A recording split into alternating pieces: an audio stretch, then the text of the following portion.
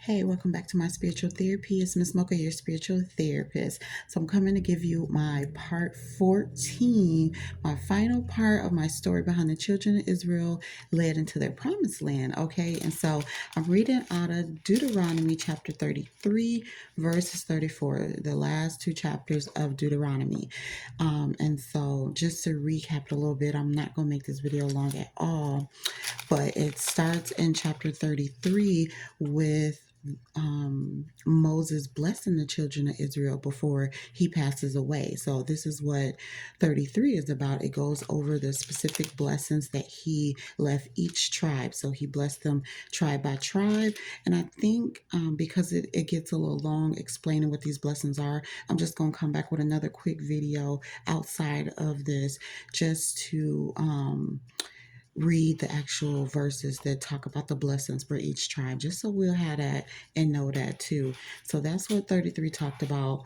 You know, saying how happy they were going to be after they were in the land, blessed, doing right by God, and reaping the benefits. And so, chapter 34 went on to talk about how God showed Moses the promised land, the actual promised land, like took him on top of a hill or mountain and show him like all the land and what area is going to go to what tribe and all that before Moses passed away, because as you remember, God said he couldn't lead them into the promised land because of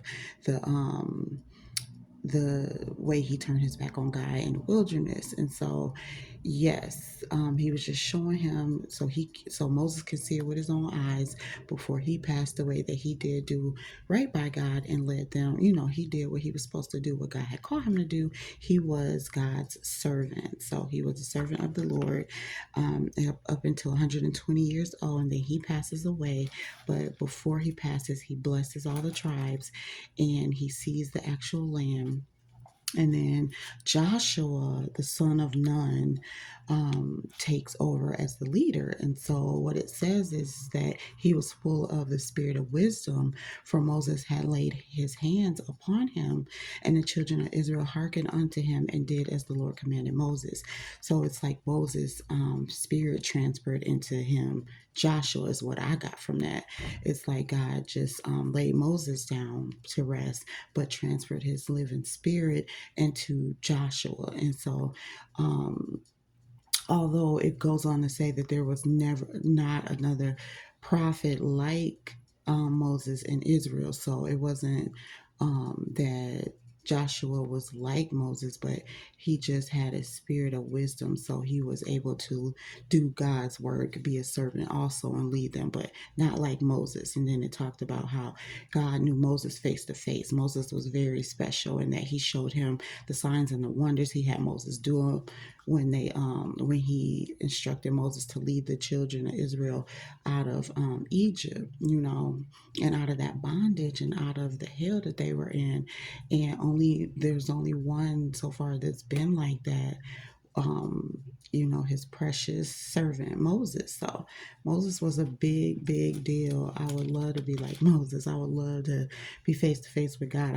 Even though it was hard to lead people, but I would love to be called on as a leader from God. That is cool. And he got to do the signs and wonders, that's bossy. He got to do what God would do, do his thing so that he would bring more believers by showing them how God gave him power to do things. So it was definitely very interesting. I loved it. I love learning about the history. This is our real history, the Israelites. And so it was definitely a good read. So they were going to just keep going on. And next is the book of Joshua. So this talks about Joshua being the leader and leading the children of Israel. So we're still continuing on with their journey, because now Joshua is leading them into the land. They're going to possess it. So I don't know what I'm going to title the next series about Joshua's book, but It's going to be something good because I know it's a good word coming on, and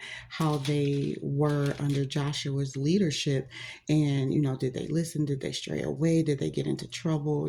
What happened when they actually got to the land? So that's where we're going to study next.